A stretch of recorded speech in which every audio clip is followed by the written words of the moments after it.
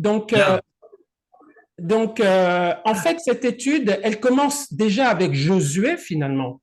Dans le passage comment dirais-je, de Josué chapitre 3, verset 10.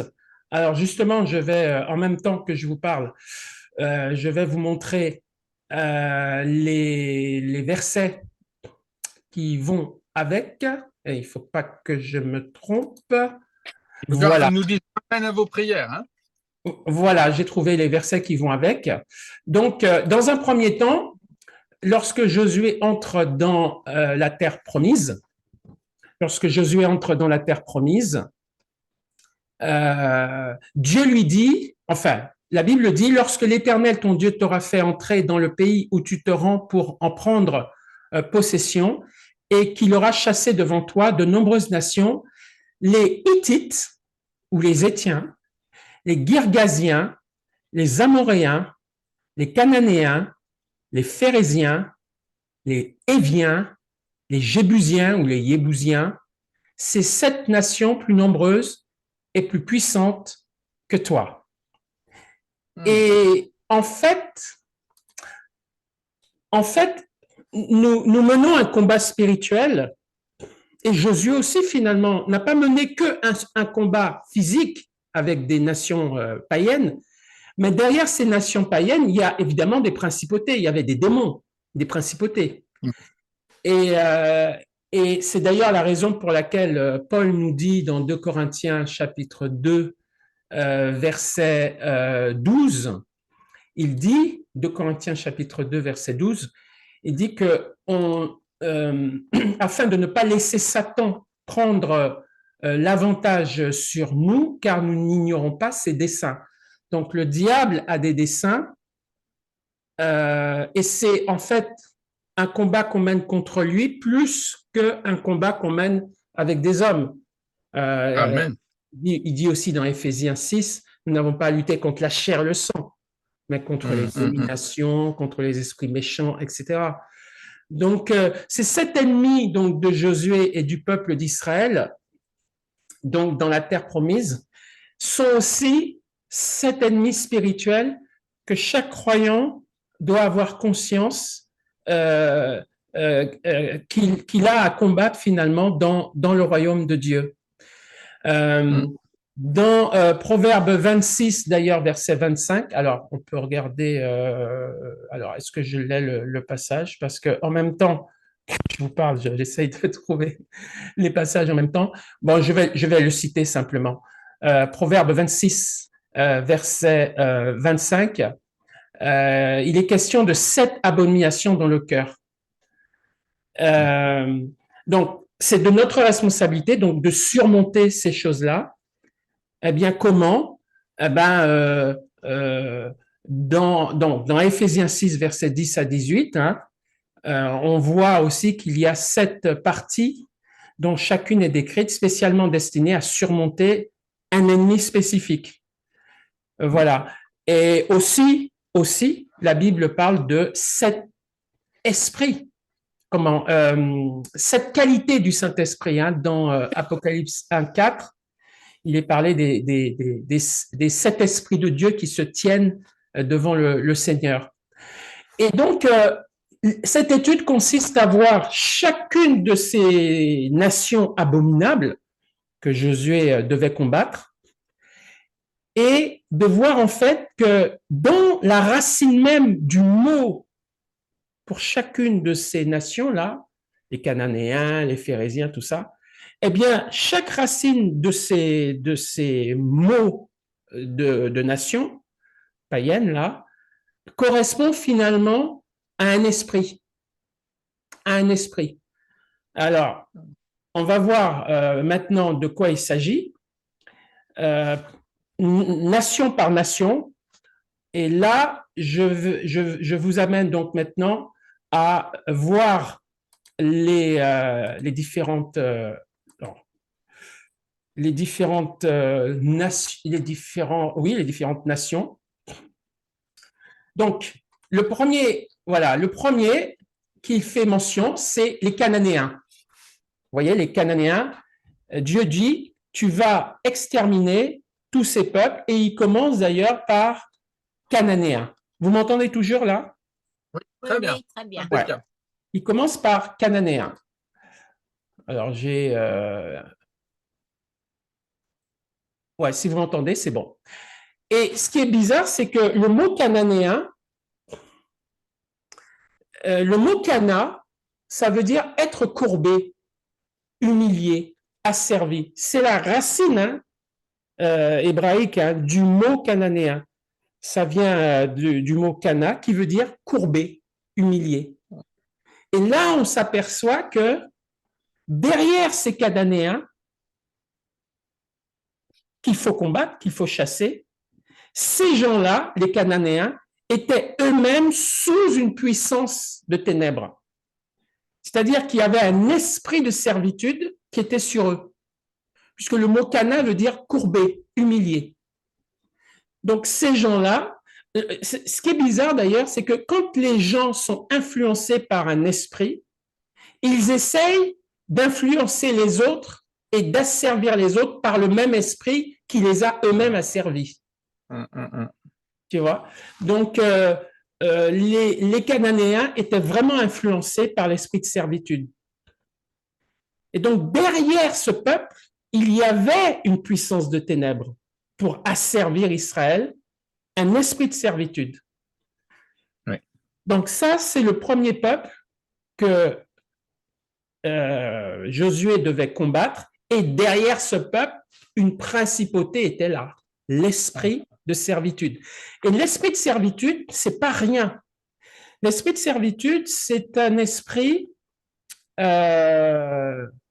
capital, si je puis dire. Alors, c'est pas un péché capital, c'est un esprit capital. C'est une domination.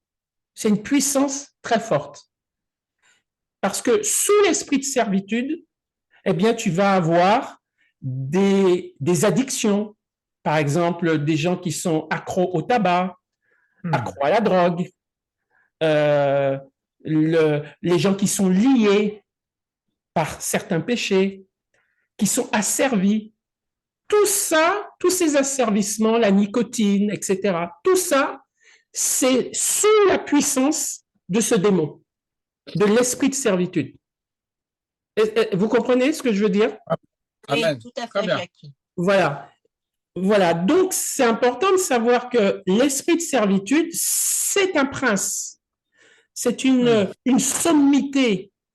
Et sous cette sommité se cachent des démons qui ont des actions mineures ou qui ont des domaines de gouvernance mineurs comme la nicotine, le tabac, l'alcool, la drogue,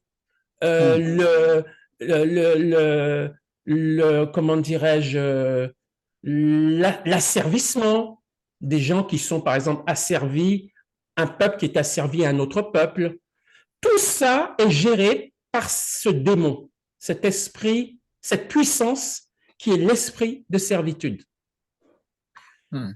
Ensuite, deuxième nation qu'il devait assujettir, ce sont les Étiens. Les Étiens, que veut dire le mot Étien? Ça vient d'un mot hébraïque, évidemment, chat, qui veut dire peur, effroi. Donc les Étiens, ce peuple que Josué devait exterminer, était sous l'influence de l'esprit de peur. Sous l'influence de l'esprit de peur. Et l'esprit de peur, c'est énorme. C'est une principauté. C'est une principauté. Et sous l'esprit de peur, il y a comment dirais-je, des puissances soumises, des démons soumis à ce prince ténébreux, qui sont, par exemple, les fantômes, la Halloween, la sorcellerie, comment dirais-je, l'intimidation, les menaces. Tout ça, c'est géré. Comment? La guerre. Dans la mesure où on a peur. Il faut qu'il y ait une peur derrière. Hein. Bah, tu sais, quand on est en guerre, on a peur. Voilà. Tout ce qui provoque la peur est géré par ce démon. Amen. L'esprit de peur. Donc, l'esprit de peur, c'est pas rien. C'est une principauté. C'est une principauté qui va utiliser tous les moyens pour amener la panique, l'angoisse. Tout ça, c'est géré par cet esprit méchant, l'esprit de peur. Donc, je disais la panique, l'angoisse, toutes les phobies, etc., etc. L'esprit de peur, c'est la principauté qui les gère. Ensuite, les Éviens, troisième peuple que Josué devait exterminer. Alors, les Éviens, c'est l'esprit de sommeil. Pourquoi? Parce que en fait, on s'aperçoit que les Éviens, les Évites, alors ils n'évitent rien, hein. On les appelle les Évites, à ne pas confondre avec les Lévites. Ils ne sont pas en lévitation, hein, attention. Ils habitaient sur le plateau. Et on sait que tout ce qui est sur un plateau est ramené au même niveau spirituel.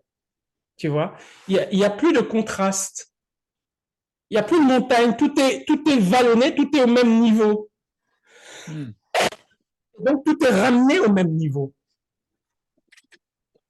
Amen. Et donc, tu ne montes pas, tu ne descends pas. Tu es endormi en quelque sorte. Tu n'as pas... C'est le contraire du zèle. Tu ne montes pas, tu ne descends pas. Tout le monde est au même niveau. Personne ne peut évoluer. On est en sommeil, spirituellement parlant. Et ce qui est curieux, c'est que la racine du mot évien, Shivi, ça veut dire habitant de village. Habitant de ville, on pourrait dire. Et ce qui est curieux, c'est que on pourrait dire que ceux qui habitent la ville sont influencés par l'esprit de sommeil. C'est intéressant ça. Hein? C'est intéressant parce que quand Dieu n'est pas là, habiter la ville, on est dans l'indifférence dans une ville. Hein? Tout le monde est au même niveau, il y a une indifférence et tout le monde est endormi quelque part sur le plan spirituel. Hein? Amen. On est tous endormis dans la ville. Et les Éviens, c'est l'esprit de sommeil. Et l'esprit de sommeil a des démons qui obéissent à ce prince de ténèbres. Hein.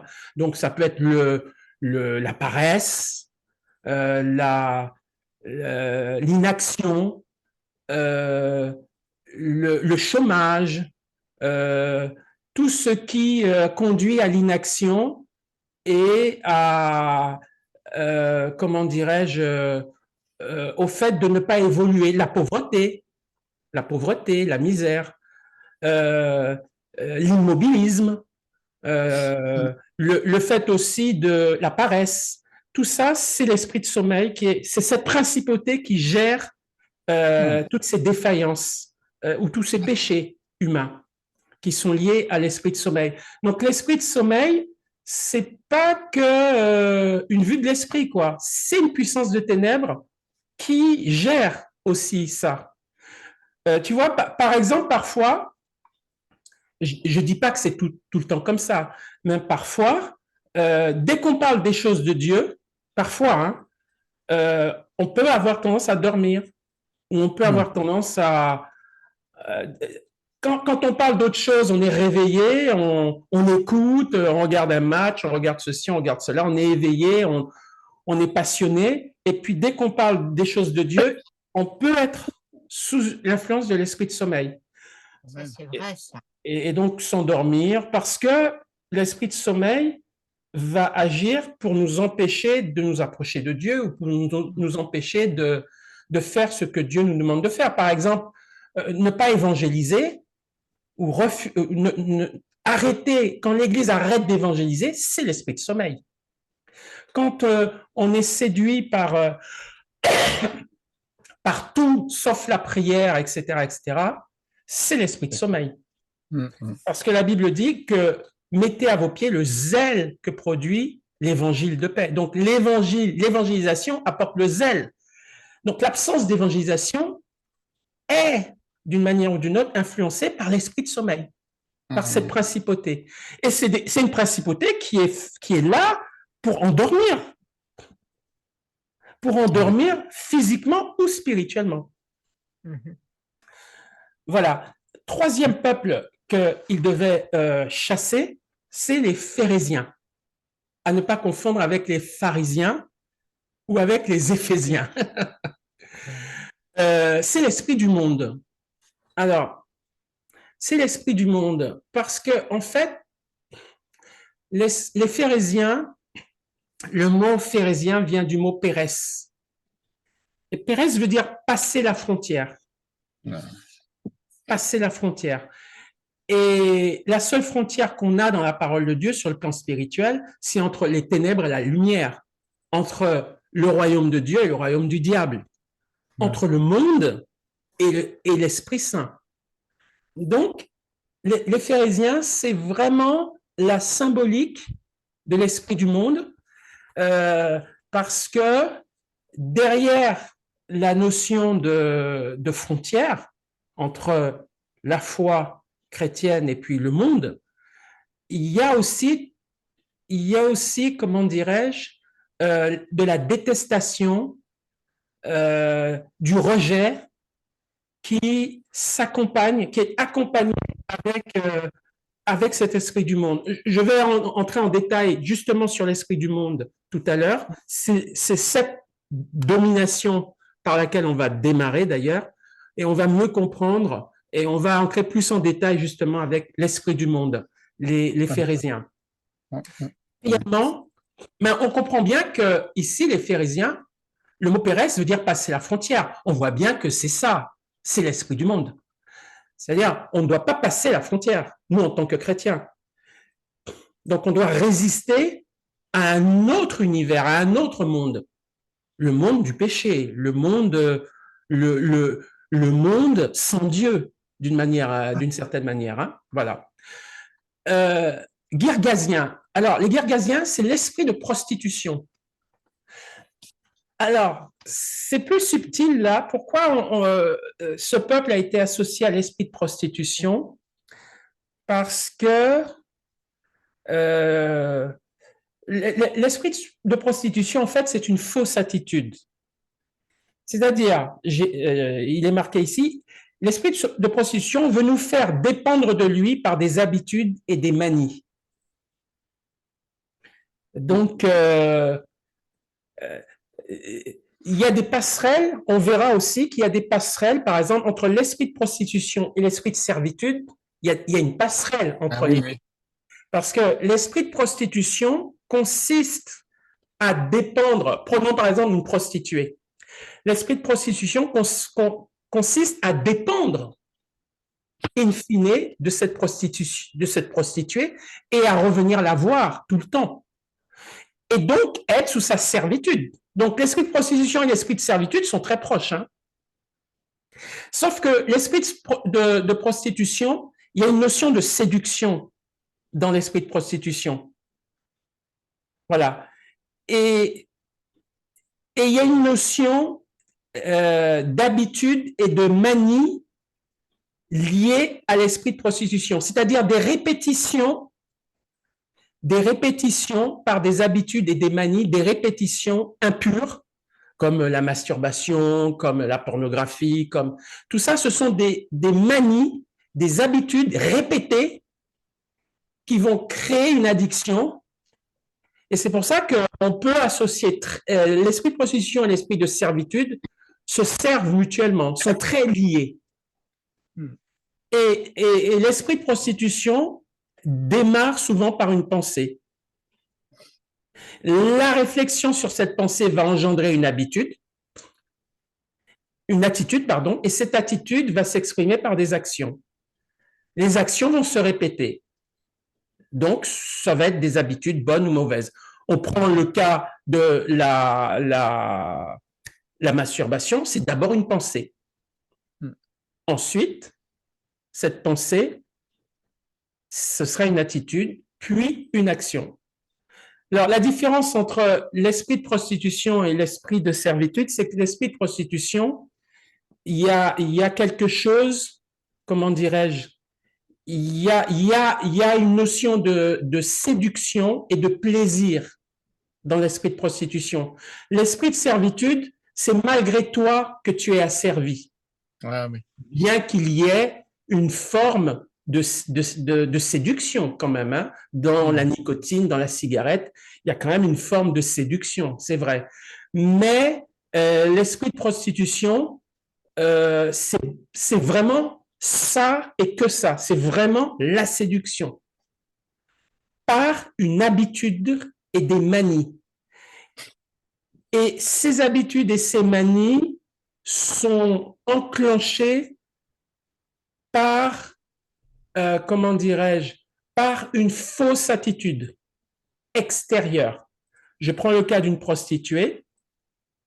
La prostituée imite la femme au sens, comment dirais-je, on est dans un jeu. Hein. Une prostituée, c'est une séduction, c'est un déguisement. La preuve, elle se maquille. Donc, on a affaire à une séduction, à une fausse attitude qui va nous attirer.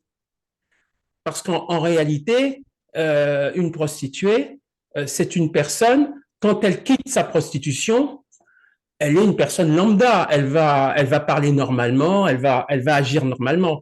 Mais quand elle se prostitue, elle entre dans un rôle, dans une fausseté qui attire. C'est ça l'esprit de prostitution. Il faut être amorcé, attiré par quelque chose de faux, de mensonger et de séduisant en même temps. Hein, ça me rappelle d'ailleurs, je crois que c'est dans Proverbe 7, Proverbe, à un moment donné, on va dis à la sagesse, tu es ma sœur, et appelle l'intelligence ton ami, pour qu'elle te préserve de la femme étrangère, de l'étrangère qui emploie des paroles doucereuses. Tu vois, la séduction. La séduction étrangère qui a une attitude qui est fausse, une attitude de séduction et qui est fausse. J'étais à la fenêtre de ma maison et je regardais à travers mon treillis. J'aperçus parmi les stupides, je remarquai parmi les jeunes gens un garçon dépourvu de sens. Il passait dans la rue près de l'angle où se tenait une de ces étrangères et il se dirigeait lentement du côté de sa demeure. C'était au crépuscule, pendant la soirée, au milieu de la nuit et de l'obscurité. Et voici, il fut abordé par une femme ayant la mise. Tu vois, c'est une forme de déguisement, la prostitution. Et la ruse dans le cœur. Elle était bruyante et rétive. Ses pieds ne restaient point dans sa maison, tantôt dans la rue, tantôt sur les places, et près de tous les angles, elle était aux aguets. Elle le saisit et l'embrassa, et d'un air effronté lui dit, je devais un sacrifice d'action de grâce. Aujourd'hui, j'ai accompli mes vœux. C'est pourquoi je suis sorti au-devant de toi pour te chercher et je t'ai trouvé. J'ai orné mon lit de couverture, de tapis de fil d'Égypte. J'ai parfumé ma couche de myrrhe, d'aloès, de cinnamome. Viens, enivrons-nous d'amour jusqu'au matin, livrons-nous joyeusement à la volupté. Car mon mari n'est pas à la maison, il est parti pour un voyage lointain. Il a pris avec lui le sac de l'argent, il ne reviendra à la maison qu'à la nouvelle lune. Elle le séduisit à force de paroles. Elle l'entraîna par ses lèvres doucereuses. Il se mit tout à coup à la suivre, comme le bœuf qui va à la boucherie, comme un fou qu'on lie pour le châtier, jusqu'à ce qu'une flèche lui perce le foie, comme l'oiseau qui se précipite dans le filet, sans savoir que c'est au prix de sa vie. Donc voilà, on a exactement là ce que je disais. Alors, je reviens. Est-ce que c'est là? Je reviens à ce que. Où est-ce que j'en étais? Où est-ce que j'en étais? Oui, j'en étais là. Voilà, l'esprit de prostitution, donc, il y a une fausse attitude. Voilà, il y a une fausse attitude et une attitude de séduction. Voilà, la racine de Gergasien, c'est habitant d'une terre d'argile, une terre argileuse. C'est ça la racine du mot. Hein. Il devait aussi chasser les Amoréens. Alors ça, c'est intéressant parce que les Amoréens, ils sont associés à l'esprit de l'Antichrist. Pourquoi? Parce que Amar, d'où vient le mot amoréen, Amar veut dire parler.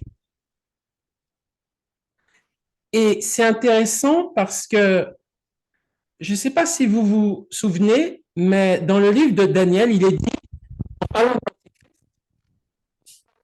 qu'il parlait avec arrogance, parlant de l'Antichrist. Hein. Et puis dans Apocalypse 16, je vais essayer de voir si on peut trouver le passage ici. Apocalypse 16.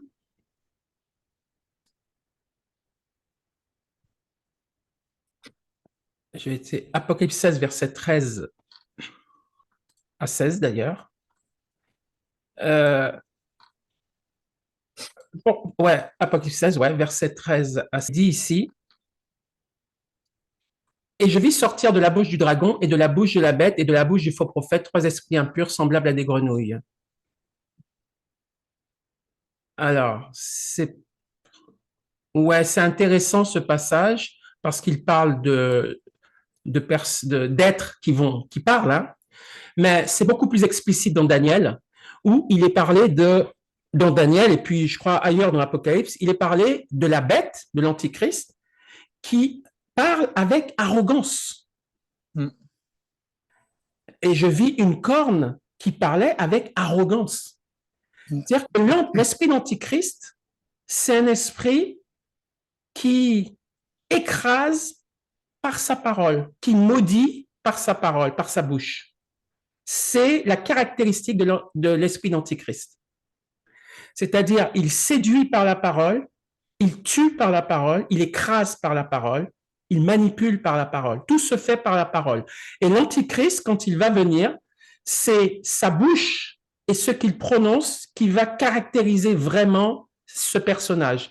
Il va parler avec blasphème contre Dieu, il va maudire Dieu par sa bouche, hein, et il va parler avec arrogance. Ça, c'est l'esprit d'Antichrist.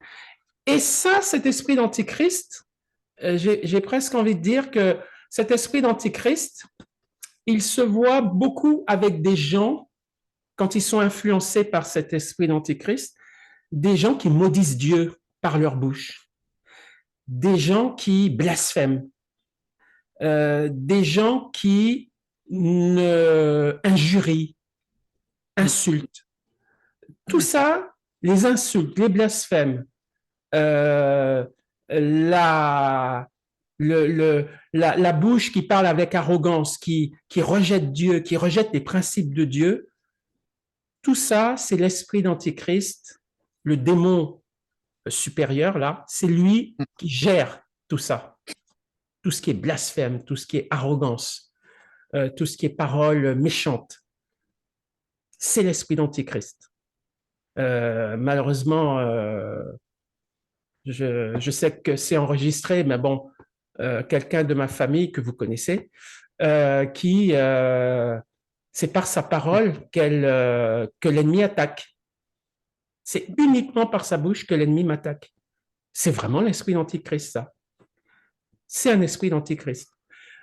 Donc voilà, ça c'est l'esprit d'Antichrist. Et puis on va terminer avec l'esprit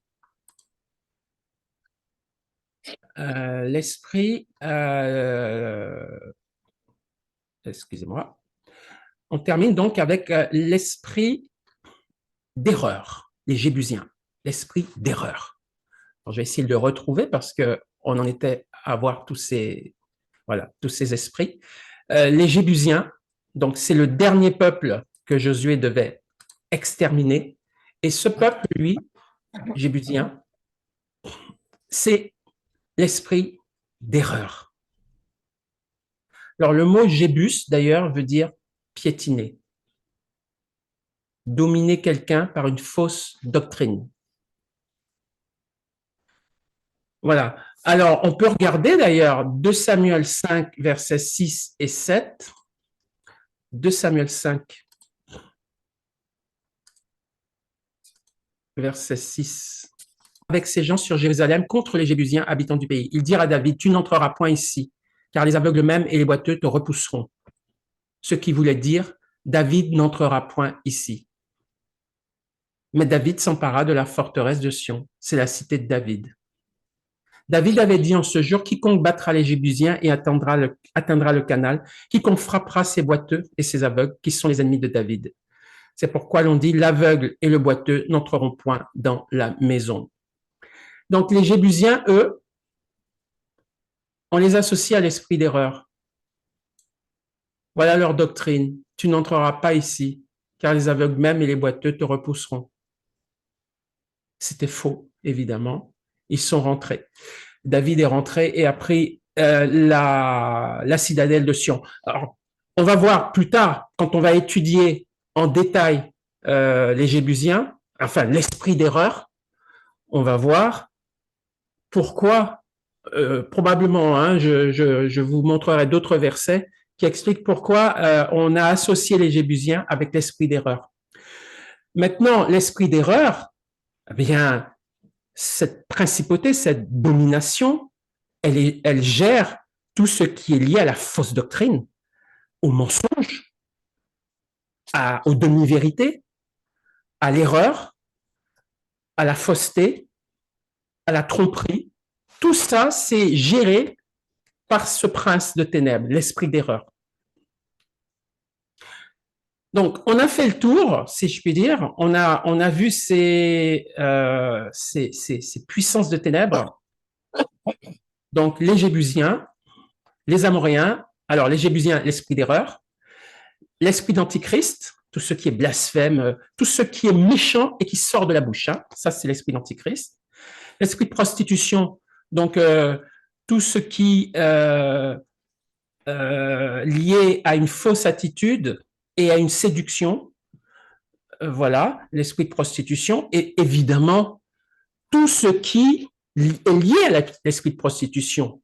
L'homosexualité, la lesbianité, oui, tout ce qui est lié aux déviances sexuelles, tout ça, c'est géré par l'esprit de prostitution. Mais aussi,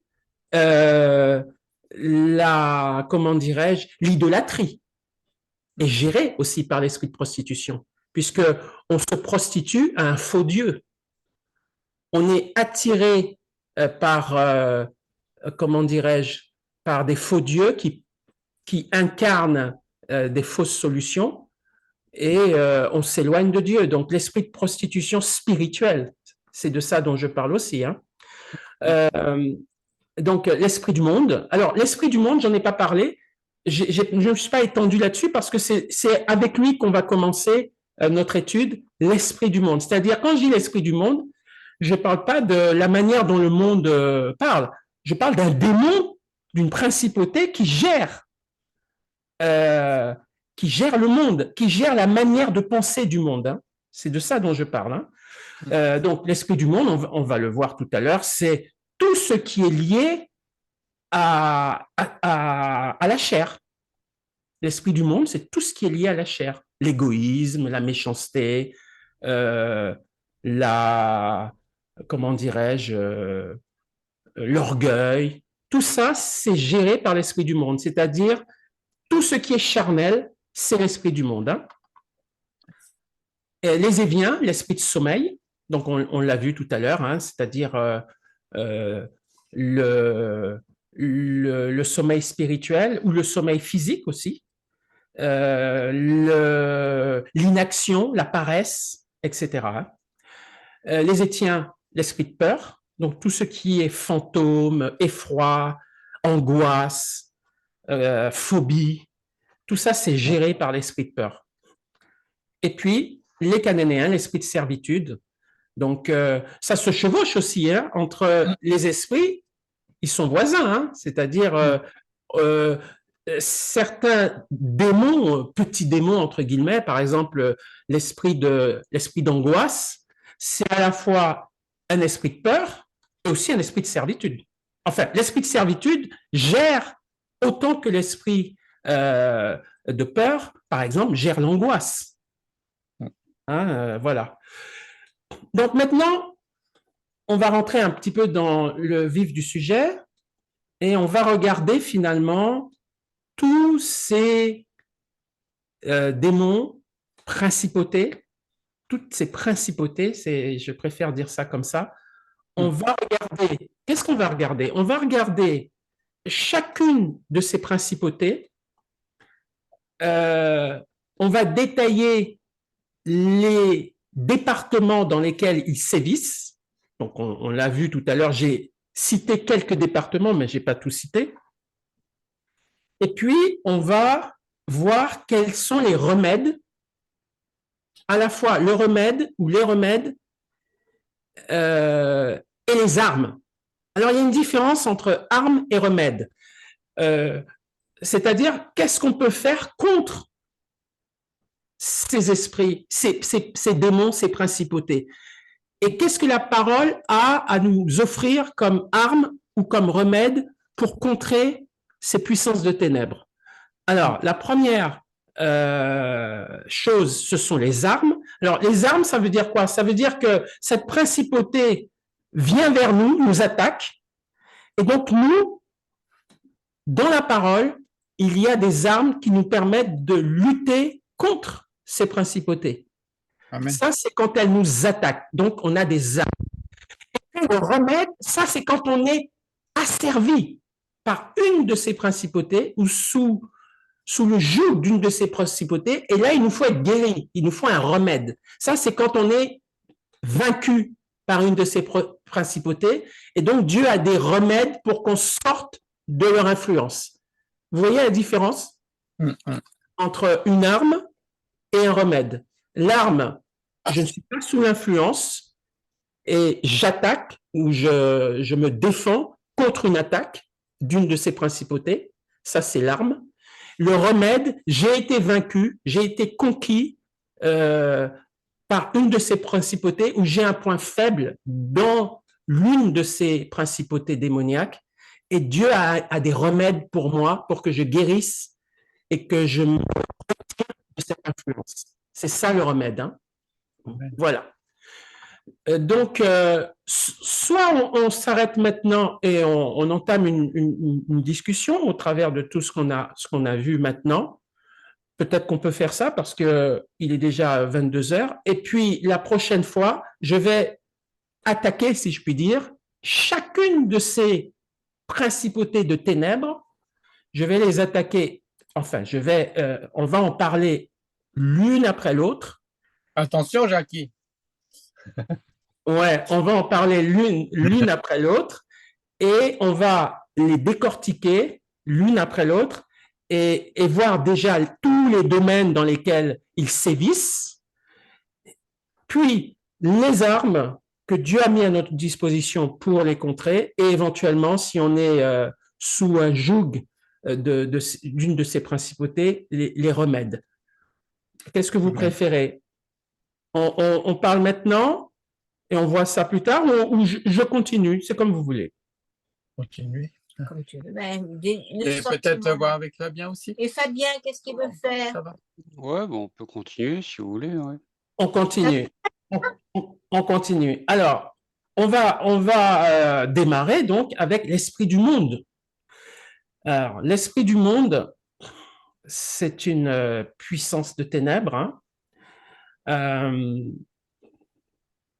qui, voilà, c'est une puissance de ténèbres qui gère, si je puis dire,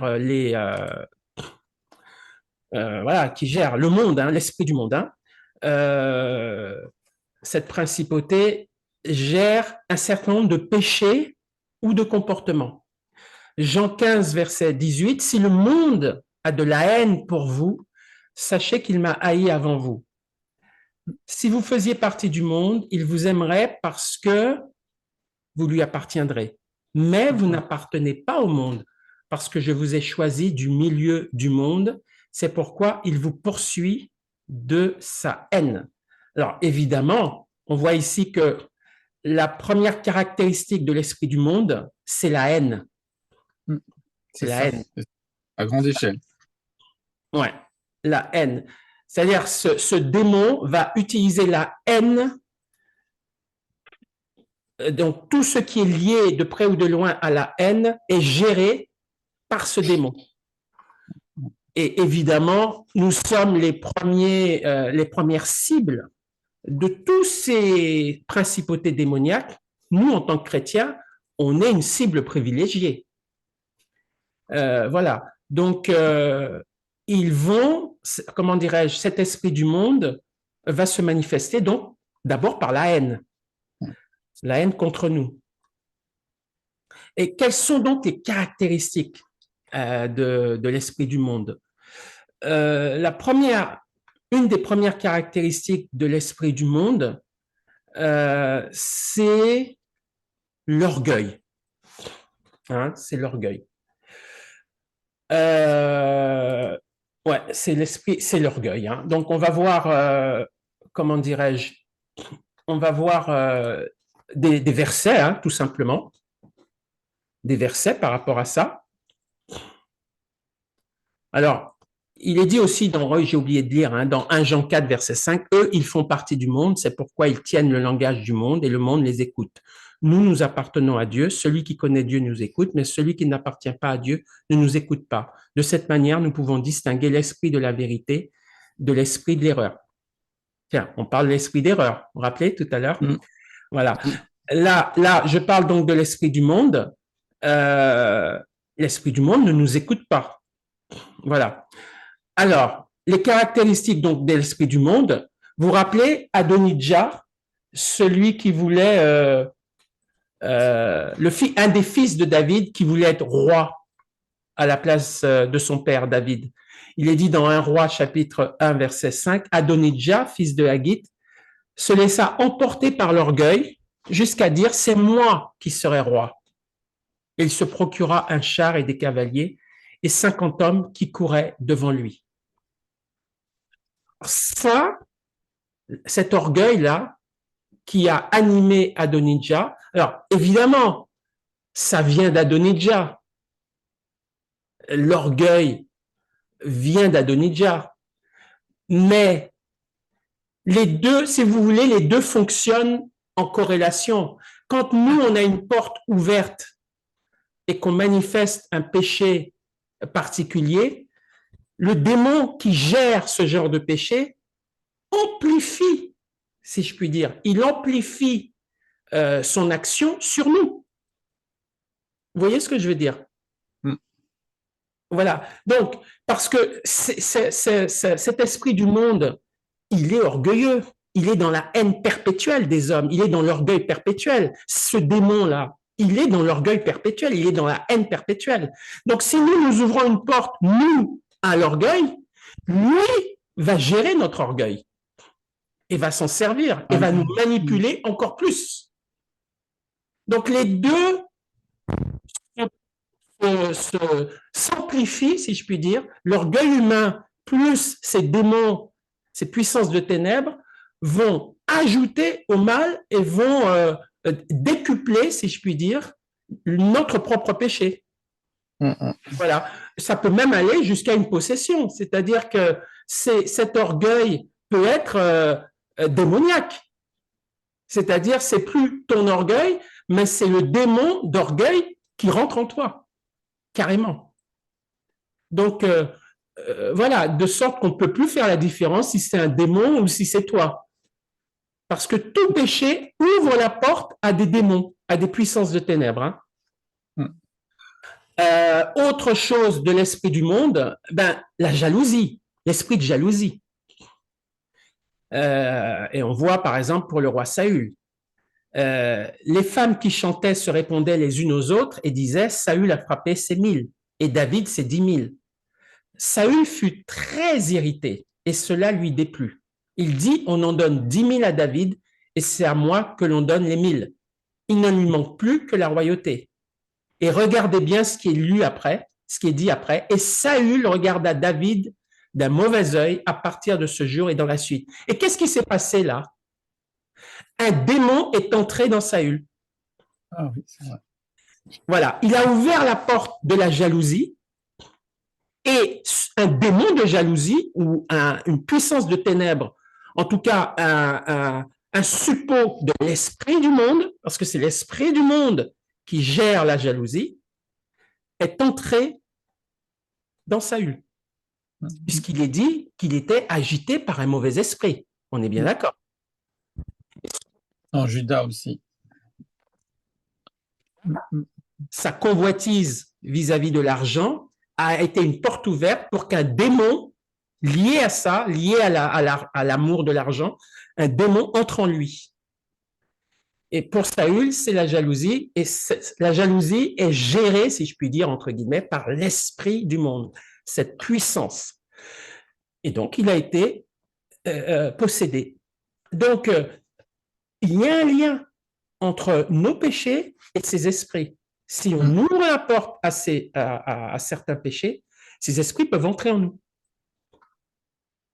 C'est ça, l'enjeu, il est là. Alors là, on est toujours dans l'esprit du monde. L'esprit du monde gère aussi la jalousie. La jalousie, acte 7, versets 9 et 10. Les patriarches, jaloux de Joseph, le vendirent pour être emmenés en Égypte. Mais Dieu fut avec lui et le délivra de toutes ses tribulations. La jalousie, c'est l'esprit du monde. La jalousie.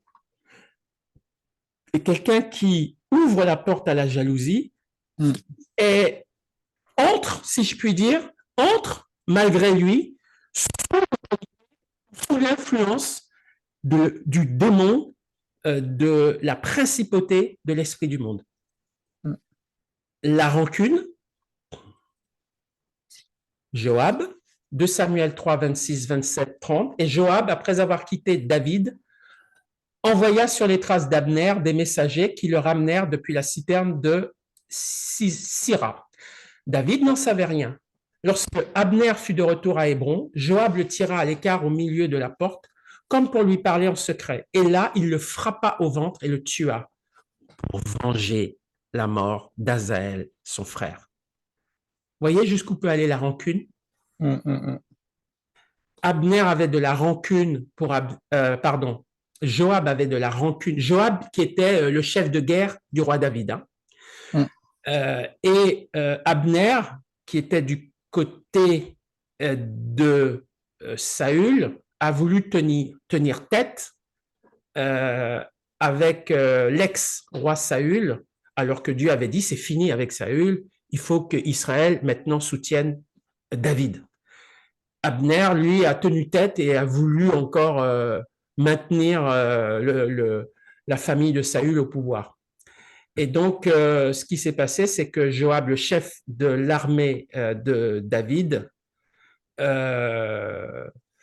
pendant qu'il y a eu un combat entre les hommes d'Abner et les hommes de Joab, malheureusement, le frère cadet de Joab, qui est Azaël, est mort, tué par Abner. Et donc, Joab n'a pas digéré que le fait que Abner ait tué son frère.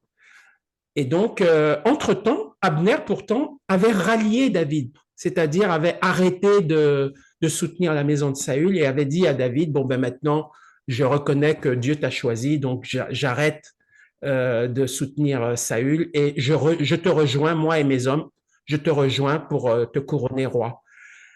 Et bien, malgré tout ça, Joab, par rancune contre Abner, a tué Abner à l'insu d'ailleurs de David. Eh bien, c'est la rancune. Et la rancune, c'est l'esprit du monde. C'est l'esprit du monde, la rancune. Avec une connexion avec l'orgueil, pardon. Avec une connexion avec l'orgueil. Avec une connexion avec l'orgueil, ouais. Ouais, avec l'orgueil. Ouais. D'ailleurs, ce qui est intéressant, merci de le souligner, les péchés sont voisins. Voilà, c'est ça. Les péchés sont voisins. C'est-à-dire qu'en fait, les péchés sont liés entre eux. Je prends l'exemple, par exemple, de quelqu'un qui fait un casse, qui braque une banque. Son premier péché, c'est l'appât du gain. Oui. Mais pour braquer une banque, il est armé et il peut être amené à tuer quelqu'un. un meurtre. Et une fois qu'il est attrapé, il est devant le tribunal, il peut être amené à mentir pour couvrir son meurtre, le mensonge. Donc on voit que les péchés sont voisins entre eux. Quelqu'un qui a une convoitise pour de l'argent peut commettre un autre péché, un meurtre, et peut commettre un troisième péché, un mensonge. Donc les péchés sont voisins entre eux. Ils ont des connexions entre eux, les péchés. Et d'ailleurs, la Bible dit que celui qui pêche contre un seul commandement devient coupable de tous. Je crois que c'est dans Jacques chapitre 2, verset 10. Ça veut très clairement dire que les péchés sont donc voisins. On est susceptible de pécher une fois, mais qu'on peut engendrer d'autres péchés à cause de ce premier péché. L'entêtement, c'est l'esprit du monde. L'entêtement. David a fait un dénombrement que Dieu ne lui a pas dit de faire. Et pourtant, Joab lui a dit, ne fais pas ce dénombrement. David s'est entêté. Il a dit, non, je vais le faire quand même. Et Dieu a frappé le peuple. Là. Ça, c'est l'entêtement, c'est l'esprit du monde. C'est charnel. C'est géré par cette domination. On ne va pas lire tout le passage, mais je vous ai résumé le passage. Et puis, vous avez la convoitise. Je viens de vous en parler tout à l'heure. Josué, chapitre 7, versets 20 à 21. Akan répondit à Josué et dit, il avait volé un manteau et volé un lingot d'or à Jéricho, alors que Dieu avait dit, tout ce que vous trouverez à Jéricho sera consacré à l'Éternel, vous n'y toucherez pas. Malheureusement, Akan a volé un lingot d'or, a volé un manteau et une troisième chose. Il est vrai que j'ai péché contre l'Éternel, le Dieu d'Israël, et voici ce que j'ai fait. J'ai vu dans le butin un beau manteau de Shinéar, 200 cycles d'argent, et un lingot d'or du poids de 50 cycles. Je les ai convoités et je les ai pris. Ça, la convoitise, la convoitise, c'est l'esprit du monde qui gère ce péché. Voilà. Voilà, la convoitise. Et puis, vous avez aussi la haine. C'est l'esprit du monde. Avec Absalom, 2 Samuel 13, versets 22, 28, 29, quand la sœur d'Absalom a été violée par son frère, Absalom a eu de la haine pour Amnon. Absalom ne parlait ni en bien ni en mal avec Amnon, mais il le prit en haine parce qu'il avait déshonoré Tamar, sa sœur. Et cette haine a conduit au meurtre. Donc on voit bien que les péchés sont voisins. Absalom donna cet ordre à ses serviteurs, faites attention quand le cœur d'Amnon sera égayé par le vin et que je vous dirai frappez Amnon, alors tuez-le, ne craignez point, n'est-ce pas moi qui vous l'ordonne? Soyez fermes, montrez du courage. Les serviteurs d'Absalom traitèrent Amnon comme Absalom l'avait ordonné, et tous les fils du roi se levèrent, montèrent chacun sur son mulet et s'enfuirent. La haine d'Absalom a conduit à un autre péché, le meurtre d'Amnon. Et puis, la division, c'est l'esprit du monde. Sheba, un homme qui s'est révolté contre le roi David, a voulu diviser Israël. 2 Samuel 20, versets 1 et 2, il se trouvait là un méchant homme nommé Sheba, fils de Bichri, benjamite. Il sonna de la trompette et dit, point de part pour nous avec David, point d'héritage pour nous avec le fils d'Isaïe. Chacun a sa tente d'Israël. Et tous les hommes d'Israël s'éloignèrent de David et suivirent Sheba, fils de Bichri. Mais les hommes de Juda restèrent fidèles à leur roi et l'accompagnèrent depuis le Jourdain jusqu'à Jérusalem. Ça, la division, c'est l'esprit du monde qui gère ça. Alors, l'esprit de division, c'est à la fois des personnes qui divisent, mais c'est un esprit aussi qui crée ça, qui gère ça et qui amplifie ça. Et cet esprit de division, ce démon de division est soumis à l'esprit du monde, le démon, la principauté de l'esprit du monde. Vous voyez? Voilà. Et puis, l'égoïsme, avec Nabal, qui n'a rien voulu donner à David, lorsque David avait besoin de son soutien, alors que lui, David, l'avait aidé. 1 Samuel 25, versets 9 à 11. Lorsque les gens de David furent arrivés, ils répétèrent à Nabal toutes ces paroles au nom de David, puis ils se turent. Nabal répondit aux serviteurs de David, « Qui est David et qui est le fils d'Isaïe? Il y a aujourd'hui beaucoup de serviteurs qui s'échappent d'auprès de leur maître. Et je prendrai mon pain, mon eau, mon bétail que j'ai tué pour mes tondeurs, et je les donnerai à des gens qui sont je ne sais où. » Donc là, on voit Nabal est animé d'un esprit d'égoïsme. Et l'égoïsme, c'est géré par l'esprit du monde. Alors, il faut dire une chose, c'est que il y a l'égoïsme qui vient de nous, de notre cœur, et il y a l'esprit d'égoïsme, c'est-à-dire un démon qui gère, qui amplifie notre égoïsme. Voyez. Donc, cet esprit d'égoïsme, cet esprit de division, cet esprit de haine, ces esprits de haine, ces esprits de convoitise, ces esprits d'entêtement, de rancune, de jalousie, tous ces esprits sont soumis, sont à la solde et aux ordres de l'esprit du monde. C'est comme ça qu'il faut le voir. Hein. Ils sont soumis à l'esprit du monde, à cette dénomination, hein, à ce démon. Amen. Et donc, donc, on va voir maintenant qu'est-ce qu'il faut, en quelque sorte, comme arme pour essayer de contrer ces esprits. Alors, je pouvais aussi parler des querelles, la calomnie, ça aussi c'est l'esprit du monde, la calomnie. C'est aussi lié à l'esprit d'Antichrist, hein, la calomnie, puisque c'est quelque chose qui sort de la bouche. Rappelez-vous, l'Antichrist, c'est celui qui maudit par sa bouche. Donc la calomnie, c'est à la fois dominé sous le contrôle de l'esprit du monde, mais c'est aussi sous le contrôle de l'esprit d'Antichrist, la calomnie. Hein. Voilà. Maintenant, on va voir l'arme ou les armes contre l'esprit du monde. Parce que contre l'esprit du monde, Dieu ne nous a pas laissés sans rien.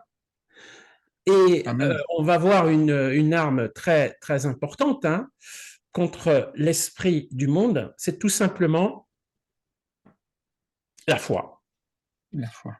Ouais, la foi. Parce que la Bible dit ici, alors j'espère que je vais retrouver le verset, la Bible dit ici que l'esprit, pardon, La triomphe du monde. la victoire qui triomphe du monde, c'est notre foi. Hein? C'est ça. Voilà, donc on va regarder ça, c'est notre foi. Et ça, c'est important. Voilà, parce que tout ce qui est né de Dieu triomphe du monde, et la victoire qui triomphe du monde, c'est notre foi. Alors c'est intéressant hein, de savoir que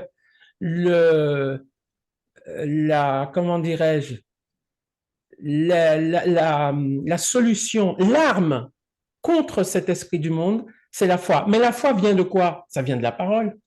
Amen. Ça vient de la parole de Dieu.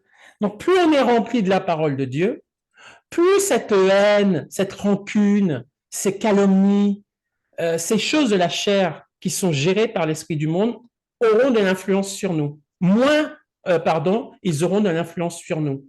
Parce qu'on est rempli de la parole de Dieu. Et c'est la parole de Dieu qui nous donne la foi. Amen. Voilà. Donc, l'arme contre ça, c'est la foi. Alors, c'est une foi appliquée. C'est-à-dire, c'est une foi mise en pratique. Mise en pratique. Mais quand je dis appliquée, ça veut dire qu'elle s'applique à une situation particulière. C'est-à-dire, il y a un verset qui va s'appliquer à ça. Par exemple, je prends par exemple la haine. La haine. Le Seigneur nous dit, tu aimeras ton prochain comme toi-même. Ouais. Et le Seigneur nous demande de renoncer à la haine, de renoncer au péché. Donc, je vais appliquer Par exemple, si c'est je suis incité à haïr quelqu'un ou un démon, l'esprit de haine veut me pousser à haïr quelqu'un, je peux opposer la parole de foi contre ça. Il est écrit, tu aimeras ton prochain comme toi-même. C'est ça la parole de foi contre cet esprit de haine, tu vois. Donc c'est une parole appliquée, c'est-à-dire sur mesure. Rema, elle est précise contre la haine. Ce sera un autre verset, une autre parole contre la calomnie, par exemple. La Bible dit dans 1 Timothée, tu ne recevras point d'accusation contre un ancien, si ce n'est sur la déposition de 2 ou 3 témoins. Ça, ce verset, je peux le balancer quand j'entends une calomnie sur quelqu'un. Je balance cette parole qui vient de la parole de Dieu contre une calomnie. Donc, c'est vraiment des versets appliqués, réma, sur mesure. C'est pas n'importe quoi que je balance par rapport à une situation particulière. C'est un verset qui est fait pour cette situation. Hein.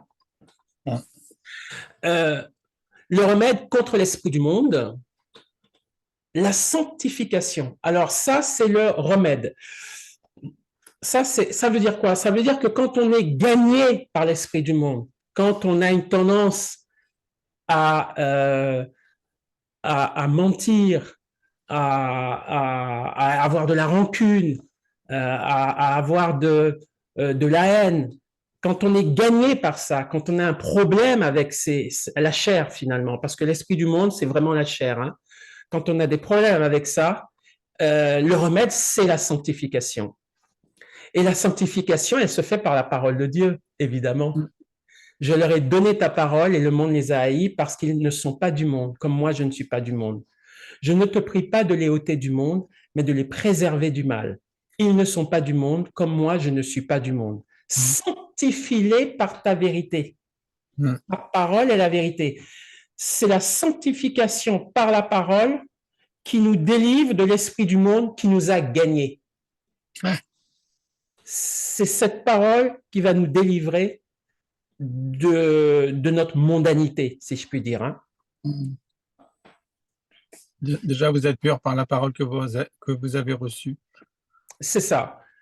La sanctification, ça veut dire aussi se séparer. Ça veut non seulement dire être rempli de la parole de Dieu, qui va purifier notre façon de penser, notre façon de parler, notre façon d'agir, mais 2 Corinthiens 6, 14 à 2 Corinthiens 7, 1, là, la sanctification, c'est aussi se séparer du monde et de l'esprit du monde. Ne vous mettez pas avec les infidèles sous un joug étranger, car quel rapport y a-t-il entre la justice et l'iniquité, ou qu'y a-t-il de commun entre la lumière et les ténèbres? Quel accord y a-t-il entre Christ et Bélial, ou quelle part a le fidèle avec la fidèle? Quel rapport y a-t-il entre le temple de Dieu et les idoles? Car nous sommes le temple du Dieu vivant, comme Dieu l'a dit, j'habiterai, je marcherai au milieu d'eux, je serai leur Dieu et ils seront mon peuple.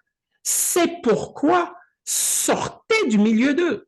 Donc, pour se sanctifier, si on est gagné par l'esprit du monde, il faut couper. Il faut couper avec ce qui est mauvais. Je ne dis pas qu'il faut couper avec le monde au sens avec les gens. Il faut couper avec les péchés que véhicule l'esprit du monde.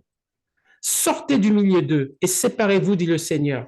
Ne touchez pas à ce qui est impur et je vous accueillerai. Je serai pour vous un père et vous serez pour moi des fils et des filles, dit le Seigneur Tout-Puissant.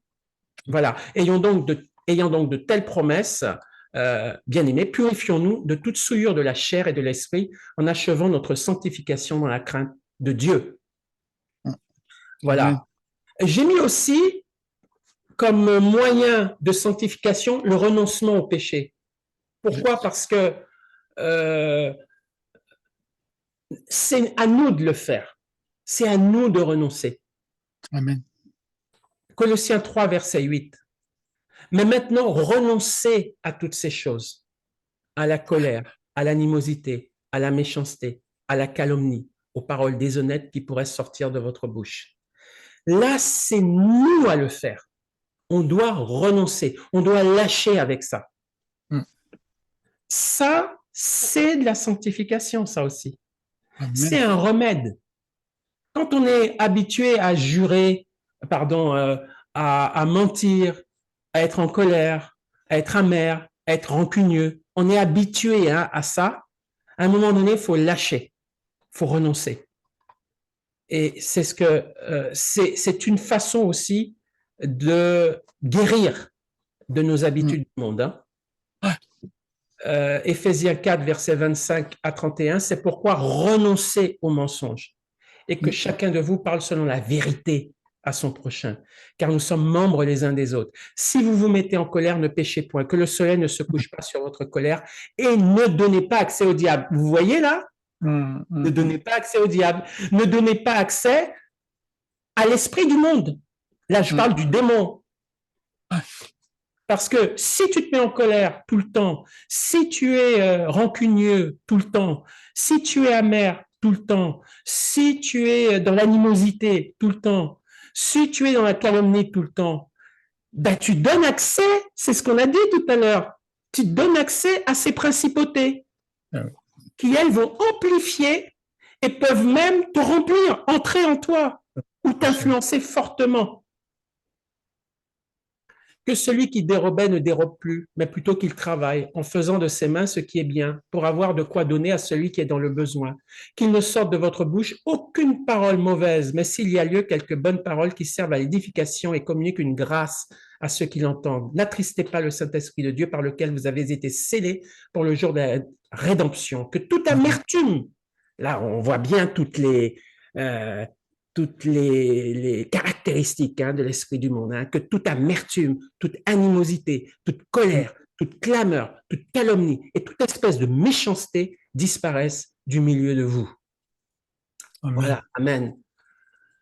Et puis, j'ai mis aussi que dans le cas où il s'agit d'une puissance de péché qui pourrait nous submerger, parce que parfois, c'est tellement fort que soit l'esprit lui-même d'orgueil ou l'esprit de calomnie ou l'esprit est soit en nous, soit nous influence très fortement. Donc, on est lié, possédé ou lié. Et là, on a besoin d'une délivrance. Là, on a besoin d'une délivrance. Alors, avant cela, on doit se voir mort au péché, c'est vrai. On doit réaliser cette position. C'est ce qui est dit dans Romains 6, versets 11 et 12. Ça, c'est juste avant le besoin d'une délivrance. Si on n'est pas encore au besoin d'une délivrance, on doit au moins se voir mort au péché, mort à toutes ces choses et comme vivant pour Dieu en Jésus-Christ. Que le péché ne règne donc point dans votre corps mortel et n'obéissez pas à ses convoitises. Voilà. Et j'ai dit, pour finir, que c'est un dispositif d'ensemble qui va nous donner la victoire. Donc, ça demande de la persévérance. C'est pas quelque chose d'automatique tout de suite, parce que on a mis des années à mentir, on a mis des années à être en colère, on a mis des années à tricher ou à voler. Évidemment, c'est des choses qui ne disparaissent pas du jour au lendemain nécessairement. Donc, ça demande de la persévérance. Être rempli de la parole, renoncer à ça, ça demande de la persévérance. Voilà. Et je vais terminer avec 2 versets. 1 Thessaloniciens 4, versets 3 et 8. Ce que Dieu veut, c'est votre sanctification, c'est que vous vous absteniez de l'impudicité, c'est que chacun de vous sache posséder son corps dans la sainteté et l'honnêteté sans vous livrer à une convoitise passionnée comme font les païens qui ne connaissent pas Dieu. C'est que personne n'use envers son frère de fraude et de cupidité dans les affaires, parce que le Seigneur tire vengeance de toutes ces choses, comme nous vous l'avons déjà dit, attesté. Car Dieu ne nous a pas appelés à l'impureté, mais à la sanctification. Celui donc qui rejette ses préceptes ne rejette pas un homme, mais Dieu qui vous a aussi donné son Saint-Esprit. Amen. Je finirai avec 1 Jean 2, verset 17. Et le monde passe, et sa convoitise aussi. Mais celui qui fait la volonté de Dieu demeure éternellement. 1 Corinthiens 7, 33 à 34, le dernier verset. Alors, pourquoi j'ai mis ce verset? Et celui qui est marié s'inquiète des choses du monde. Ah oui, celui qui est marié s'inquiète des choses du monde, des moyens de plaire à sa femme. Il y a de même une différence entre la femme et la vierge. Celle qui n'est pas mariée s'inquiète des choses du Seigneur afin d'être sainte de corps et d'esprit. Et celle qui est mariée s'inquiète des choses du monde, des moyens de plaire à son mari. C'est juste pour dire que dans le mariage, il faut il faut une vigilance accrue aussi, parce que, alors c'est un principe, hein, ça ne veut pas dire que c'est tout le temps comme ça, hein, mais d'après ce qu'on lit là dans 1 Corinthiens 7, le mariage, si tu veux, nous oblige à utiliser parfois des choses du monde, pas forcément qu'on est mondain, hein, mais à utiliser des choses du monde pour faire fonctionner, entre guillemets, le couple. Et donc là, il faut faire très attention que ces choses qu'on utilise ne deviennent pas une addiction ou ne deviennent pas une porte ouverte, Une idolâtrie. une porte ouverte à faire entrer l'esprit du monde dans cette relation maritale. Parce que c'est Paul qui le dit, hein, celui qui est marié s'inquiète des choses du monde, des moyens de plaire à sa femme. Donc, c'est juste là une petite mise en garde que je voulais faire. Mais j'en ai fini avec cette exhortation par rapport donc à l'esprit du monde. Et on verra la prochaine fois l'esprit de servitude. Voilà. Donc, c'est un petit peu, c'est un petit peu rapide et condensé ce que j'ai donné là.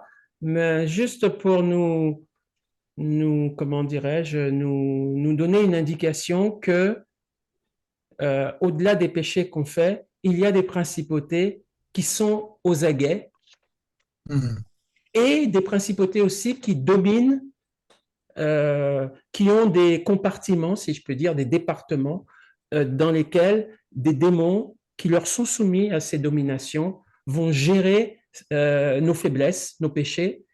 Donc, on est vraiment dans un combat spirituel et il est important, il est intéressant de savoir quels sont ces démons qui sont soumis à ces principautés. Voilà, que le Seigneur bénisse cet enseignement. Amen. Merci. Merci, Jackie.